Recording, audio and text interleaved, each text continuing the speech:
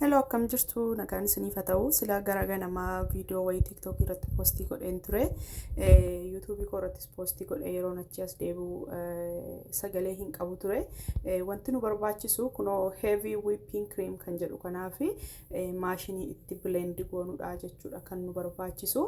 Creamii mataa'eedhaaf osoo hin taane heavy isa jedhudha jechuudha. Isa omtuu keessaa hin baane isaa jechuudha. Yeroo tokko tokko dhadhaa keessaa baasaniitu creamii godhanii gurguru. Garuu isa dhadhaan isaa keessaa hin baane inni iyyuu isinitti mul'isa waan ta'eef maashiniidha.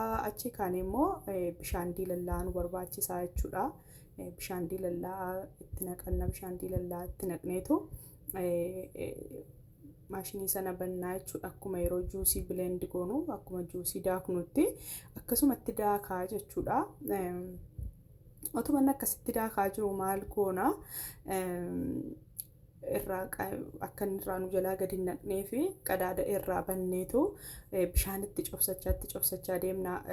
Wanti isinitti himuu barbaadu inni guddaan yoo baay'istanii itti naqxanii creamiin sun hin baay'ata waan ta'eef baay'istanii yoo itti naqxanii isiniin daakamu. Creamii sana xiqqoo ishiitti naqxu, bishaan garuu baay'istanii itti naqxu. Creamii xiqqoo itti naqxaniitu bishaan baay'istanii itti naqxu. Eggii jalqabsiistaniiyyuu immoo bishaan mataa irratti bishaan diilallaa asii gaditti nannaqxu jechuudha. Bishaan diilallaa maaliif akka inni sirriitti dhadhaasanii baasuu fi bishaan diilallaa gubbaadhaan itti goggootaniiti blend gochuusaa eegdu jechuudha. Amma daqiiqaa 5 amma daqiiqaa 7 gidduutti natti fudhata. Daqiiqaan 5 iyyuu ga'aadha. Garuu amma maashiniin keessan amma akka inni raanii godhudha kan murteessu. Isinitti mul'ata dhadhaan isaayyuu yeroo gubbaatti ol ba'u isinitti mul'ata waan ta'eef rakkoon hin jiru. Qadaadni isaa irraa banaadha waan ta'eef hin argitu.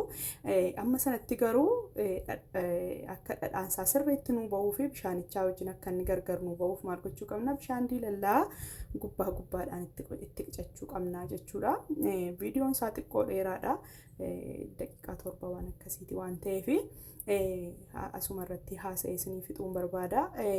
Ergi sana goonee booda eggii dhadhaan sun nuu ba'ee booda maal gochuutu nurra jiraata? Harka keenya qulqulleeffannee qodaatti dhadhaa sana baafannu qopheeffannee harka keenya eggii miicannee booda dhadhaa sana keessaa baasnee kaanee hin miicinaa jechuudha. Dhadhaa sana akkuma yeroo biyya haadhotiin keenya ro'oodhaan raasan yeroo keessaa baasanii kaan dhadhaa sana bishaanii qulqulleessanii miicanii akkuma sana nuusi qodaatti naqanne keessatti hin miicinaa jechuudha. Miicinee maal gochuu amma yoomiitti miicina? Ammanni bishaan qulqulluu nuu ba'utti miicina. Amma aannan inni fakkaatu keessaa ba'ee bishaan qulqulluun amma nuu ba'utti miicina jechuudha. Sana booddee saatii kamiin iyyuu dibachuu dandeessu. Firiijii keessa ol kaawwattanii dibachuu dandeessu. Viidiyoo koomentii argeera viidiyoon ganama poostii godhe irratti namoonni akka keetti hojjennee nuuf hin taane jettanillee jirtu. Garuu creamiin nuuni fayyadamnu gosa qaba. Aannan qulqulluu irraa osoo hin taane kan nuun kana baasnu heavy whipping cream kan jedhu kanarraati kan nuun baasnu jechuudha. Creamii kana screenshot godhattanii iddoo jirtanii bakka jirtanii barbaaddanii stoorii keessa barbaaddanii or grocery keessaa barbaaddanii bitachuu dandeessu.